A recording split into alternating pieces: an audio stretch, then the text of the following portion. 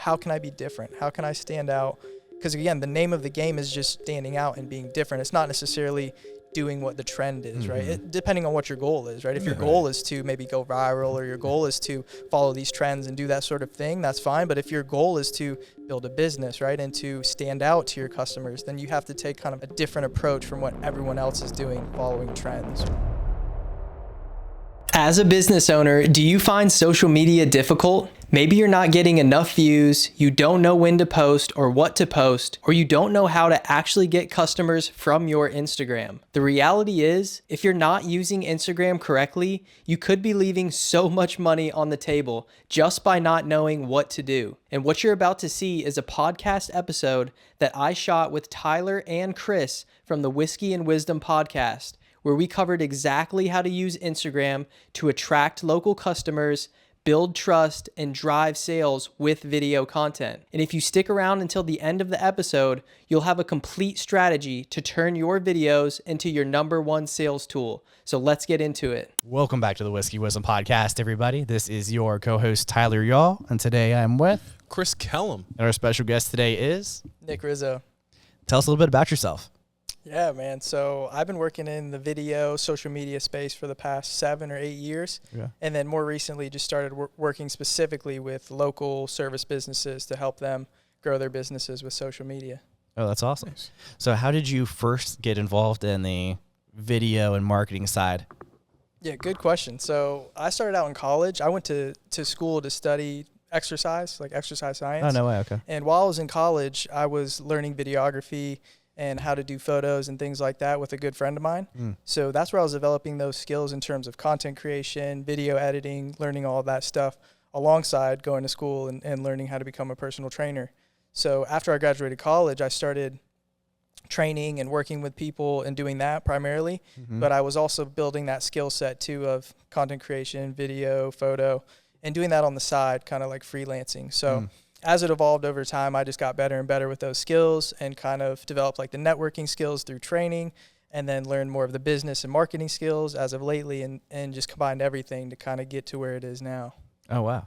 Nice. So where did the kind of, I guess, branch off from training into videography come from?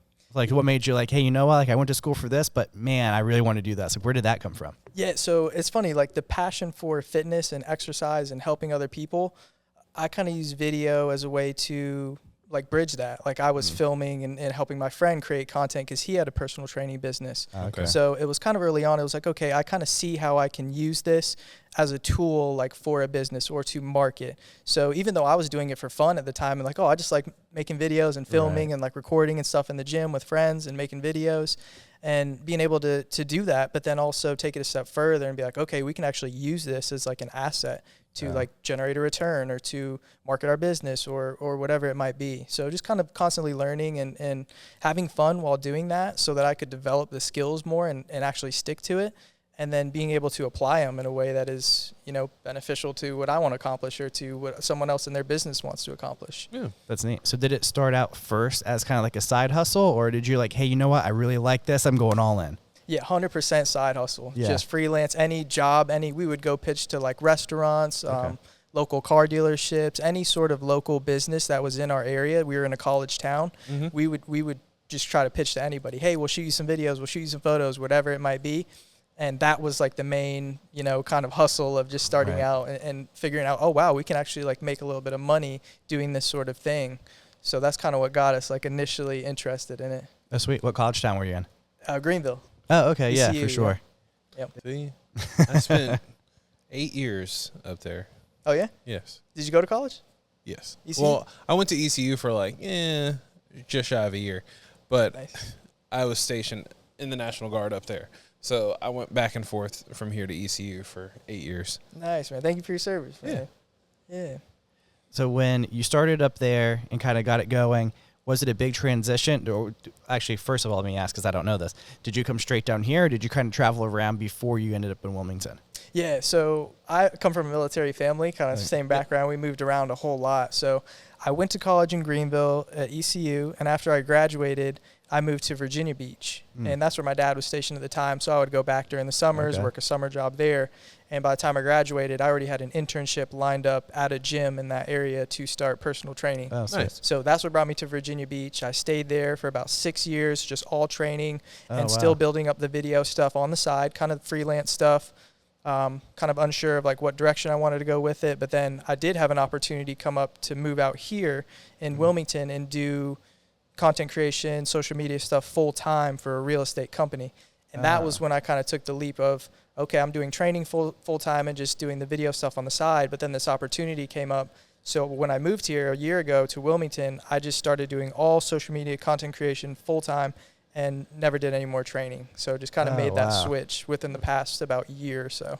Oh, sweet. Nice. So when you started out with the real estate company, was that still kind of like a 1099 type of thing, or did they pull you on to make their main content and you were just also doing some stuff on the side? Yeah, good question. So I was actually considered an employee, but it was kind of a loose agreement because it was such a new thing for this company. They didn't specifically know exactly what they were looking for in terms of content, but they could see the direction that just the whole kind of marketplace was going, right? Like, hey, social media is becoming a thing. There's a demand for this video thing. We don't know specifically what it looks like, but we know that you have the skill set and we want you to come, start helping us do this. So it was structured in a way where I could still work with other clients and kind of do other things as well. But I was also dedicating majority of my time to help them and really try to get the best results I could for them. So they structured it in a way where it was beneficial for me, where I could continue growing, but I could also still help them and kind of give them the full attention that they needed too. That's a fantastic way to kind of get that jumping point there. Blessed, man. Yes. Blessed to be able to have that sort of opportunity. Is very, very lucky. That's neat. So, because we have a lot of business owners that listen to this podcast and entrepreneurs, you said you're working with like service. What do you mean by that? Because typically when I hear service, I'm like, oh, it's service industry, which is typically like restaurants, bars.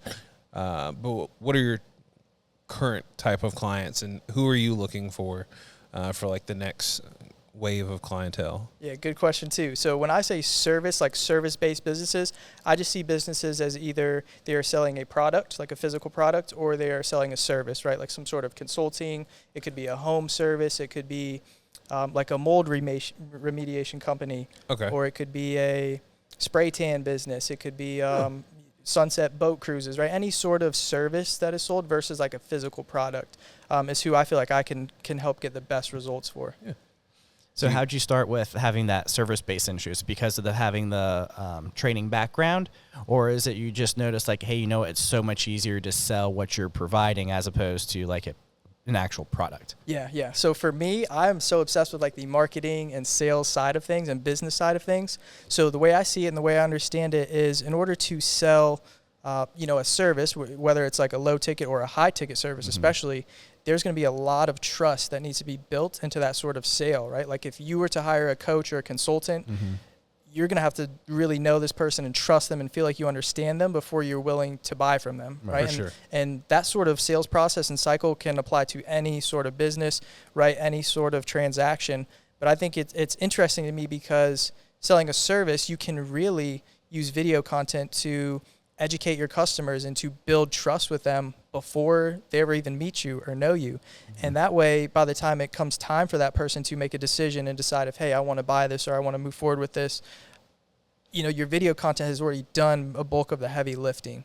So in terms of a service, working with service businesses specifically, I think for me, it's the best way for me to kind of help that business is just because I kind of understand it. I myself am a service-based business. Right. So like all of my marketing is kind of based around myself. I'm almost marketing to myself in terms of like a customer avatar, right? Right. So I just find I relate the most with that, and it just makes sense the most to me, in my mind at least. Right. I want to come back around to that too, but my question before that is when you're creating like this product that you're going to go out to, do you help the actual service company come up with the ideas for like how to create that trust? Or is that kind of like, hey, come up with your idea, you tell me, and we get going? Or maybe it's a little bit of both. Yeah. So it's definitely collaborative, right? I always want to see what their brand, idea is and their story and those sort of things, because that's super important to incorporate into their marketing, right? Because that's going to differentiate, you, from me, from everybody, right? We all have our own unique story. So we definitely want to include that within someone's marketing plan.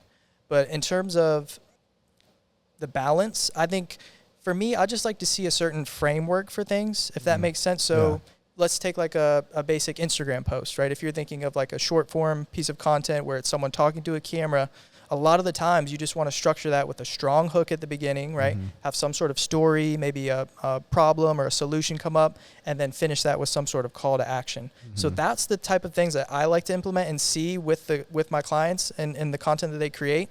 But their job is to inject themselves into that framework. So you create a hook that is relevant to your customers and that's relevant to you and how you would speak. Same thing with the teaching points and the story and the pain and solving problems. It's as long as it follows that structure, I still want them to have a good say and good input in terms of the final product. Yeah. Nice. So say there's a service company that comes to you and says like, hey, I really like what you're doing. And you're like, hey, kind of fit yourself in this framework. And they come back and they're like, okay, how do I even start that process? What would like your first kind of tip be for them to to start going through that? Would you say like in terms of content ideas, like what to come up with? Perfect. So really good question with that. I would always start with thinking of your customer first. So really try to be very empathetic and understanding of your customer and what stage of the sales process essentially they're in, right? So some people maybe be aware that they have a problem, but they aren't aware that there's a solution yet that they can implement to solve that. So what I like to do a lot is when I work with these clients and these businesses is to help them create content that is made around a customer that is problem aware. So they know that, okay, look, I'm trying to market my business right now. I don't have a steady stream of leads. I don't have a pipeline of customers to pull from or to reach from. How can I establish that, right? So for me, in my mind, if I'm trying to market to that person, I'm trying to think about, okay, what are their pain points? What are their struggles? And again, the reason that I chose to work with these service businesses is because, again, I'm almost marketing to myself. So I know all these pain points. I know the struggles of like, man, like, I don't know where my next client's going to come from. Like, I have to go do outreach or I have to do all these different methods to try to find another client. Like, this is stressful. So if I can create an ad that is messaged and touches on all those pain points, as soon as I hear that and I'm the ideal customer, I'm going to say, oh my gosh, this person knows me. They know my pain points. They know where I'm coming from. They know all these things. Like, I need to listen to them, right? I need to find out, like, how can they help me? So what I would always recommend to these companies is define who your ideal customer is first in terms of everything, their age, their demographic, their background, their pain points, all of these things. If you can just radically understand them and be empathetic with that person and the point that they're at, then you can be able to create messaging that resonates with them and reaches them, right? It's all about that connection in terms of being able to speak to someone. And you hear all the time, like no one cares about how much you know until they know how much you care. Right. So if you can show people how much you care about them and understand them first, and then you can kind of provide them value or educate them or do something beyond that, it's a great foot in the door. You just show them that, hey, I understand you. I understand where you're coming from. I was there too, right? I have the same struggles and I did this to overcome them, or I tried this and now I have a different outcome, right? It's just understanding and empathizing where they're at and where they're starting from. And that's really how I try to connect and be able to reach people. Yeah. So you kind of brought it up again. I'll go around to the other question I was going to ask you, or I guess it's more of a statement into a question. But Catherine introduced you to me via Instagram, and we were at a different event too, and we were kind of picking on you. Like, once you meet Nick, you will never stop seeing his ads. So with that being said, though, like, it's not a bad thing by any way. It's an amazing thing, to be quite honest. And that's why, like, being in the financial services industry, it's a little bit harder. We have a lot of hoops to jump through. But once I jump through those hoops, like, you're my guy to call. And so Sasha and Mike, who was on here last week, even they were like, hey, we see you all the time. You clearly know what you're doing. There's no other person that I'm going to call other than you because you're already doing it perfectly. So, one, kudos, because you're actually able to show the product you're able to provide to others on Instagram. Right. And so the next part of that into the question, this is probably like a higher level question, but how important are those retargeting ads for people to see you come up multiple times? Yeah. Thank you for that, by the way, Yeah. man. Really, every time you tell me this, I always get a good laugh out of it. And I love when people bring that up because I just like to think about how powerful it is to just be top of mind with people, right? To constantly be showing up, right? Those touch points, right, are so important, especially when you have a business, right? And my mission is to be able to help people and to serve them as much as I can. So if I want to do that, what do I need to do? I need to show up in front of people as much as possible, right? I need to make sure that my messaging is dialed in and is very specific to the person that I can help and the person that I can get results for. Right. So I think for me, it's very important to, like you said, kind of demonstrate like, hey, look, like if I'm able to create this and do this for my own business, right, and it's working for me and creating a result that I want, what's to say that just because it worked for me, like, do you think it would work for you in your instance, in your circumstance, right, if you applied the same sort of principles or the same sort of strategies? Right. So that's the way I like to think about it. And then your question, remind me in terms of? The importance of retargeting. Oh, yeah. So when it comes to retargeting, I'd say, again, it's another touch point, and the way I like to structure things is it's not everything, but it is a part of the process, right? Like if you have a retargeting campaign set up, essentially someone has seen your initial ad or one piece of your content, and then now I'm going to show them another piece of content, right? So the fact that I'm aware of this and I know, okay, I have the ability to create an ad where I can show it to people that have never seen me before. And I also know that of those people that have watched that video that have never seen me, I have the ability to set up another video that will show to them. So I understand that, okay, I can show someone who doesn't know me, who's never heard of me, doesn't know my name, doesn't know I exist. I can show them a video, make them aware of who I am. And then after they're aware of me, I can show them another video, and I can speak to them in completely different messaging because they're already aware of who I am. They're aware that there's a problem at hand, right? Like, hey, I'm struggling to market my business and I don't know how to get new clients.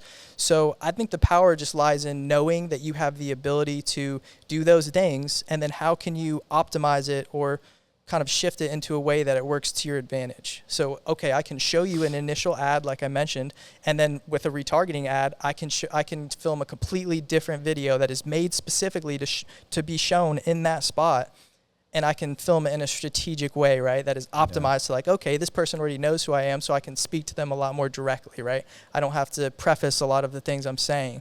So I think it's just powerful to know that you have the ability to do those things, and once you know that, okay, how can I kind of orchestrate it and use it in a way where it's going to lead to the next step in my sales process, or the next step in my process, essentially.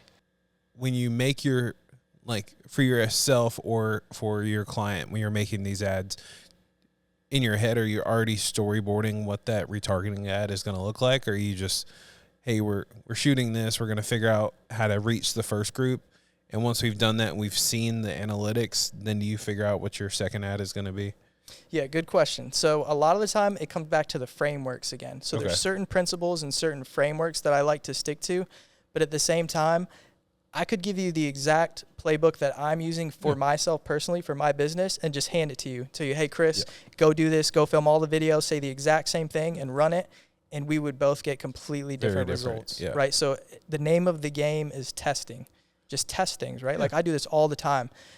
A lot of the times I'll film with my iPhone, right? It's just quick and it's easy. I'll film on my stories and post the video. And then what I'll do is I'll test that video later on and run it as an ad and just see what kind of feedback or see what kind of results I can get from it. It's just a low barrier of entry way for me to do it, right? Because sometimes I don't want to grab the camera and set it up, and then I know, okay, once I film this, I'm going to have to edit it. I'm going to have to do all these things. If I can just pick my phone up and kind of film something personal, I think that seems to work well as a retargeting ad, right? As a second touch point. So I can establish myself with a professional video first, right, with a new audience, and then as a retargeting ad, I can hit it with a more personal approach, right? Like it's more intimate. It's more, if I'm just filming on my iPhone, right here in front of me, people kind of feel like, oh, you're just talking to me, right? Yeah. So in terms of that, I do like to think about it, but again, it's like you always just want to test just to make sure. That makes sense. Yeah. I was just curious. I know some people, like in general, when they go to make a concept, they're like, okay, this is the mile up aspect. This is what we're shooting for. This is what we're going. And they shoot. And I'm like, in this new day and age, I realize that it works sometimes, but being more fluid in the situation, I just wanted people to to hear it from someone who's in that. It's like you can't always just say, hey, we're going to schedule out all this. Because I feel like, one, I don't watch commercials anymore. And two, I think those ads that are, yes, I know they're an ad, but I feel like the ones that are set up more as like a non-commercial feel more genuine. And I'm like, oh, okay, let me have a look at it. Like I kept seeing an ad for like a suitcase because I'm like, oh, it's holiday season. I understand there. I'm like, I don't need another suitcase. Is there any way I can like switch this one off and just give me something totally different? Because it's the same thing over and over. Yeah. UGC has been crazy too because they'll get me and I'll like look in the corner and be like, oh, it is sponsored. Those are the sneakiest ones, right? When you don't really suspect it. You don't, right? It comes all, it catches you off guard. But I think that's a really good point you brought up is just if the name of the game is kind of to stand out and to get your customers' attention, you just have to remember that the marketplace is constantly changing, right? Social media is constantly changing. So as you mentioned, like UGC is like very popular, right? And people see that. Over time, everyone's going to adapt to that UGC trend, and then that becomes the trend. That becomes the norm. So if your goal is to stand out, right, and to get people's attention, you have to do something different than from what everyone else is doing. So if you can just keep a pulse on, okay, what is everyone else doing? What do they have going on? How can I be different? How can I stand out? Because again, the name of the game is just standing out and being different. It's not necessarily doing what the trend is, right? Depending on what your goal is, right? If your goal is to maybe go viral or your goal is to follow these trends and do that sort of thing, that's fine. But if your goal is to build a business, right, and to stand out to your customers, then you have to take kind of a different approach from what everyone else is doing following trends, right?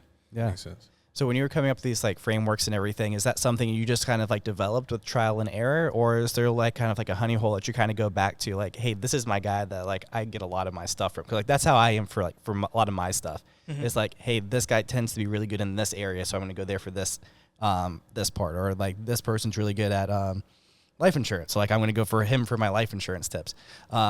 Is that similar for you, or is it just like constant trial and error? Yeah, really good question. So I really like to, I have certain people that I love to get certain information from in terms of marketing or in terms of like specific sources.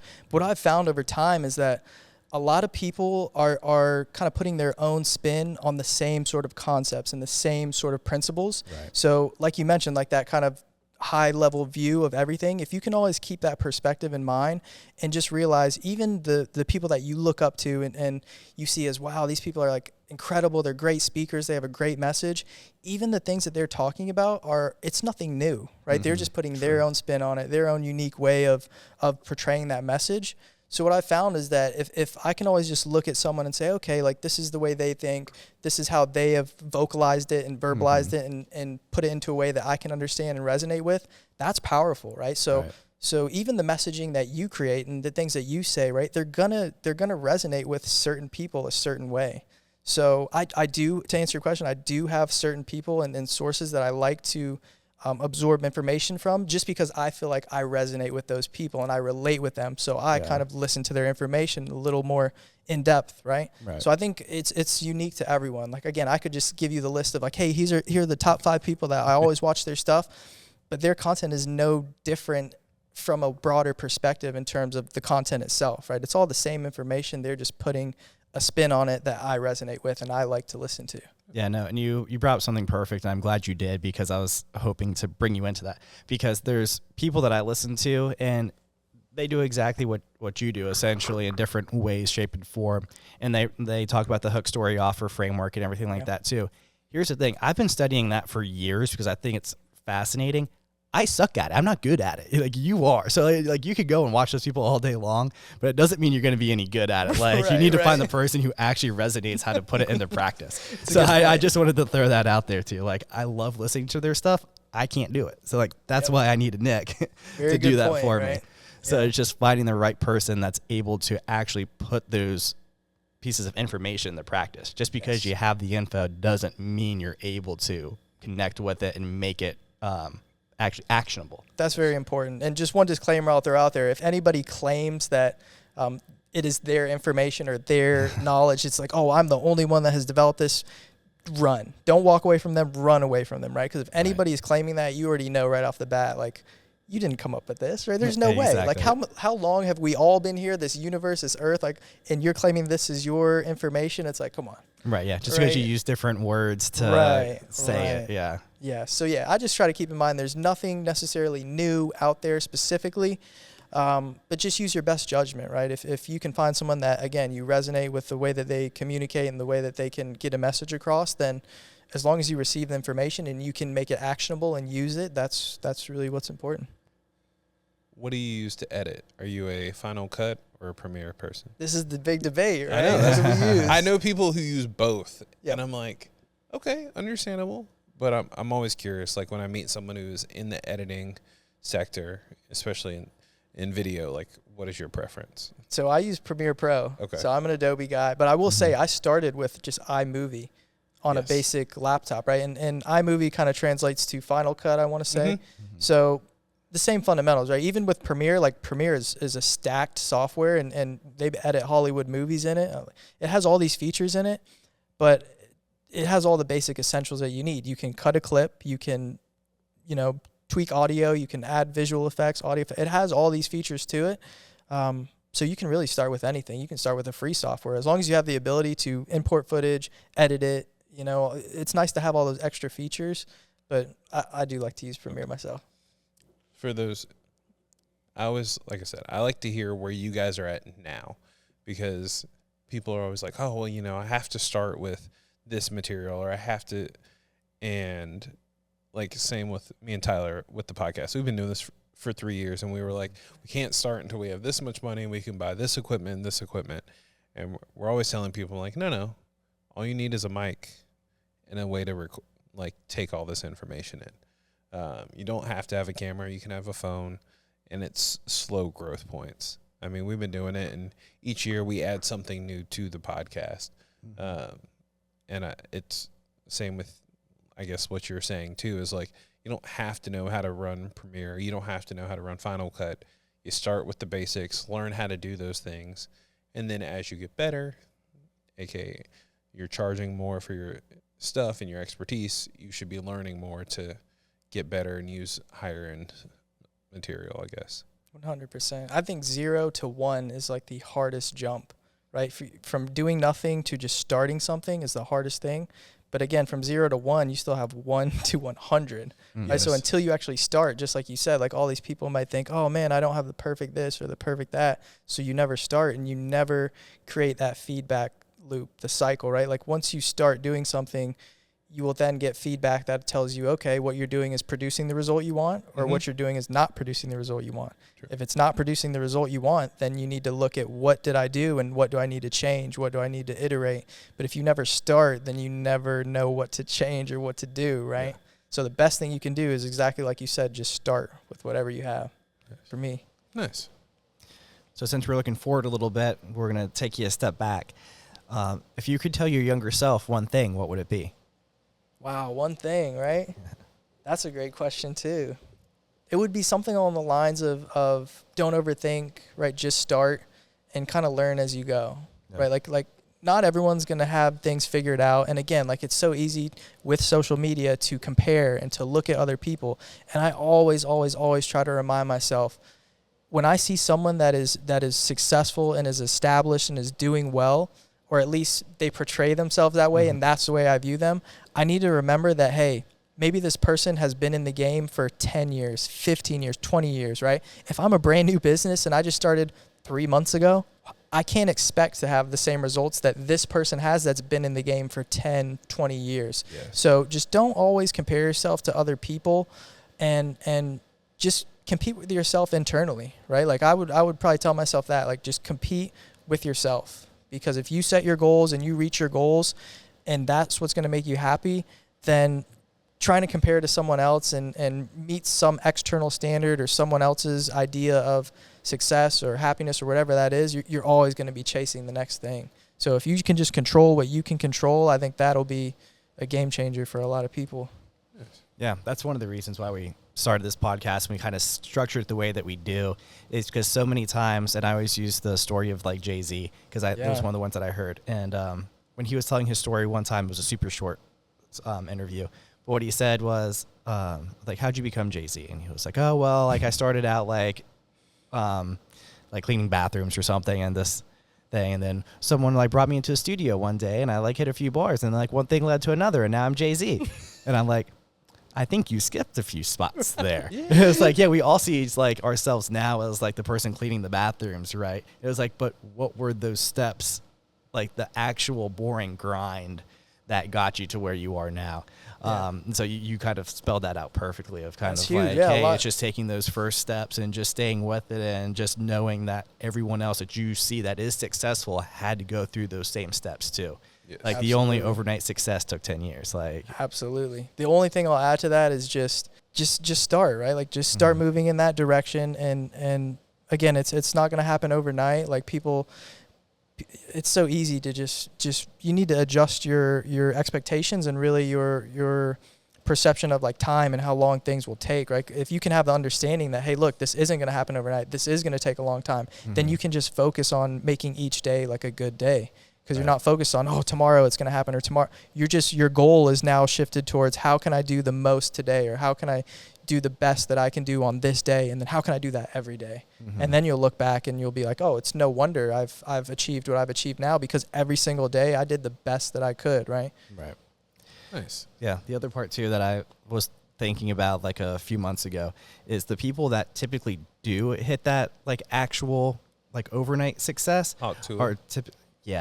are typically like a one-hit wonder type of thing. It's like she's only going to be known for that, and how far is that actually going to bring her? And just like the people that win like $1 million in the Powerball, they were able to make a whole entire show about people that made hundreds of millions of dollars and lost it all within a couple years. Yep. So there is an importance of taking those small incremental steps and enjoying every single part of that process. So I'm glad you brought up the way that you did. Yeah, the quicker you rise, the quicker you fall, right? Exactly. Like you want to go slow and steady, right? You'll develop yourself over time. You'll be able to handle it once you get there. Right. You'll be able to maintain it, right? Versus if you just shoot up there, you're probably going to shoot right back down. Right, yeah. That's where the imposter syndrome comes from. Yeah, oh yeah. That's a good point. So for those who don't get your ads yet, or in general for those who want to use your services, where can people find you? Yeah, Instagram would be a great place to just follow me there, shoot me a DM. I'm always open to chat with people. I could sit here all day and talk with you guys about this. So if you just shoot me a message and start a conversation with me, we'll talk forever. Yeah. So that's a great starting point. Perfect. We'll drop those in the show notes for you. Appreciate you, man. Thank you. Anytime. Well, yeah. For all those who listened, thank you. Happy holidays. Just want to shout out. Thanks for showing up, Nick. Thank you for having me, you guys. Yes, Appreciate it. Thank you. For everybody, like, comment, share, subscribe, and catch you in the next one. Cheers. Cheers.